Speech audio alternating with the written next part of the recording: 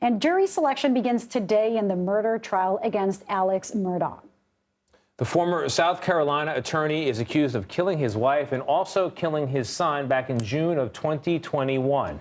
Murdaugh has denied those allegations, and last month, the South Carolina Attorney General's office said in court paperwork that Murdaugh killed his family to garner sympathy and to distract his colleagues while he covered up other crimes. Those include accusations that he defrauded his own clients out of more than $8 million. Let's bring in former Los Angeles County prosecutor Emily Baker. Emily, thanks for joining us. We hear about a lot of cases where someone is accused of murdering their family, at least two that I can think of in the last week, to cover up other crimes or just in general. Why has this one been so captivating? You have a lot of elements in this case that are really unique.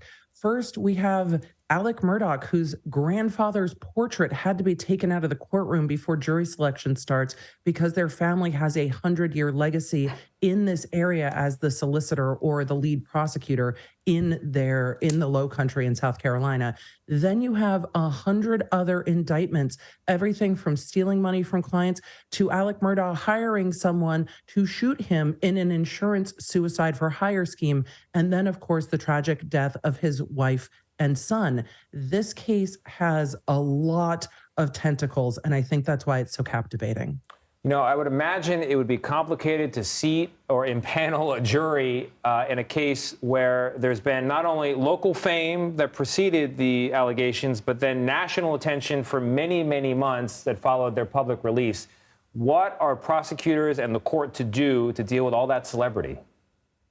This is a difficult thing for them, and we're already seeing that in the early stages of jury selection with people who have worked for the witnesses, who are related to certain witnesses. I think this was going to be a problem without national media coverage in this case because that's how powerful the Murdaugh family is in the Low Country. So with or without national attention, this was always going to be a problem, and they're going to have to find a jury that can be fair.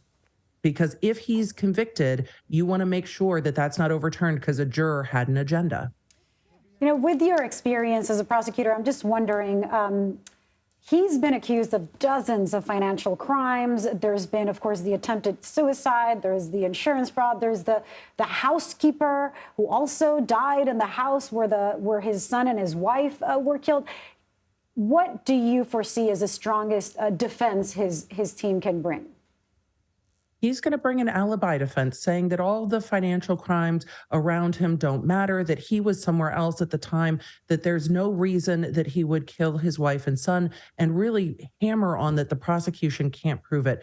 Plus, in this case, we have two different weapons used for the murders, and they're going to either argue a third party did it or it's an unknown party that did it and lean into that alibi.